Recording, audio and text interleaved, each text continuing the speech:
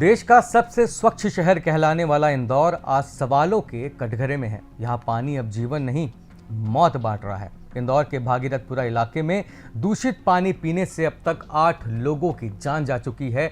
150 से ज्यादा लोग तेज बुखार से जूझ रहे हैं और अस्पतालों में भर्ती हैं। इन मौतों और लोगों के बीमार पड़ने की घटनाओं से पूरे इलाके में दहशत का माहौल है। सरकारी सिस्टम ने तो पहले इस मामले को दबाए रखने का पूरा प्रयास किया, लेकिन जब अस्पतालों में अचानक से मरीजों की भीड़ जमा होने लगी, डिस्पेंसरी में दवाओं की कमी हुई और मौतों का सिलसिला शुरू हुआ, तब जाकर कहीं सरकार की नींद खुली। इस मामले में अब तक 8 लोगों की मौत हो चुकी है, मगर सिस्टम सिर्फ 3 को ही मान रहा है। रिपोर्ट्स के अनुसार पिछले 1 सप्ताह से लोग इस जहरीले पानी के सेवन से बीमार हो रहे थे और संभवतः पहली मौत 26 दिसंबर को गोमती रावत की हुई थी और इसके बाद 5 दिनों में 8 लोगों की मौत हो चुकी है। बीते मंगलवार को इलाज के दौरान 5 लोगों की जान चली गई और दरमियानी रात 3 अन्य मौतें भी दर्ज हुई। वहीं इस पानी की वजह से लगभग 1300 लोग बीमार पड़े, जिनमें से 1146 मरीजों को प्राथमिक उपचार दिया गया, जबकि 111 लोग अभी भी गंभीर रूप से बीमार हैं और अस्पतालों में भर्ती हैं।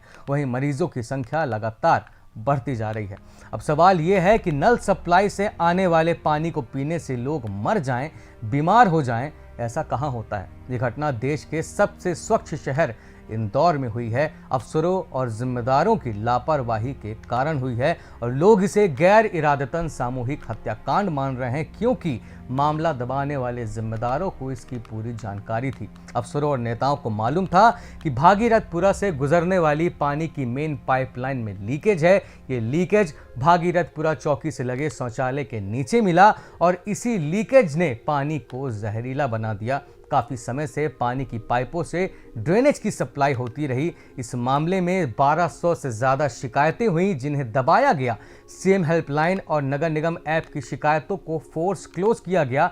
यहां तक कि पानी की नई पाइपलाइन डालने के लिए जो टेंडर अगस्त में हो चुके थे, उन्हें अफसर खोलना ही भूल गए और जब दूषित पानी पीने से लोग मरने लगे, तब 29 दिसंबर को भागीरथपुरी में नई पाइपलाइन डालने का टेंडर खोला गया। इस घटना की सबसे दुर्भाग्यपूर्ण बात यह है कि जब अस्पतालों में मरीजों की भीड़ जमा हो रही थी, लोग मर रहे थे, तब इंदौर के जल कार्य समिति प्रभारी अभिषेक शर्मा पार्टी कर रहे थे और इलाके के पार्षद कमल वाघेला झूला झूल रहे थे। मामले ने तूल तब पकड़ा जब मंत्री कैलाश विजयवर्गीय अस्पताल में भर्ती मरीजों को देखने के लिए पहुंचे। तभी बीमारों की संख्या धीरे धीरे पता चलने लगी। जब तक कि नेताओं ने कार्रवाई शुरू की और लीकेज को सुधारने का काम शुरू हुआ, तब तक बहुत देर हो चुकी थी। इस मामले में कांग्रेस अब इंदौर नगर निगम और भाजपा पर हावी है। कांग्रेस ने आरोप लगाया है कि बीजेपी न सिर्फ लोगों की जान से खिलवाड़ कर रही है, बल्कि ऐसे संवेदनशील मामले में झूठे प्रचार और पीआर का मौका भी नहीं छोड़ रही है।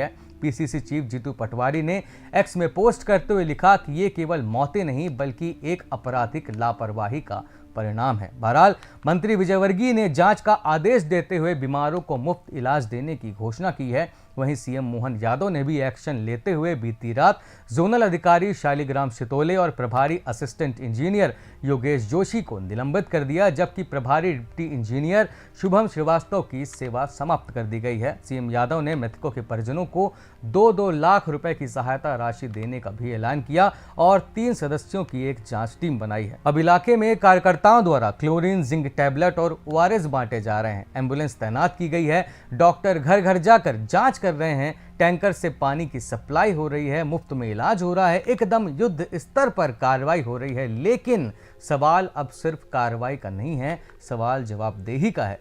जिन घरों में आज चूल्हा नहीं जला, जहां बूढ़े माँ बाप अपने बच्चों को खो चुके हैं, जहां छोटे बच्चों ने पहली बार मौत को इतने करीब से देखा है, वहां मुआवजे की रकम क्या उन जिंदगियों का हिसाब दे पाएगी जो लापरवाही की भेंट चढ़ गई? क्या इन मौतों को सिर्फ आंकड़ों में सिमटा दिया जाएगा या फिर ये मान लिया जाएगा कि समय रहते चेतावनियां सुनी जाती, शिकायतें नहीं दबाई जाती, टेंडर फाइलों में नहीं सड़ते, तो आज 8 लोग जिंदा होते? राजनीति अपने आरोप लगाएगी, सत्ता पक्ष अपना बचाव देगा, जांच समितियां बनेंगी, कुछ अफसर निलंबित होंगे, लेकिन सवाल ये है कि क्या इससे सिस्टम सुधरेगा? क्योंकि आज सवाल ये नहीं है कि सरकार किसकी थी, सवाल ये है कि किसकी जिम्मेदारी थी। और जब पानी जो जीवन का सबसे बुनियादी अधिकार है वो मौत का कारण बन जाए, तो यह सिर्फ एक हादसा नहीं रहता, बल्कि सिस्टम की विफलता बन जाता है। भागीरथपुरा आज इंसाफ और जवाब मांग रहा है। इस मामले में हमें अपनी राय कमेंट बॉक्स में जरूर दें। घटना के अपडेट्स पाने के लिए शब्द सांची से जुड़े रहें। धन्यवाद।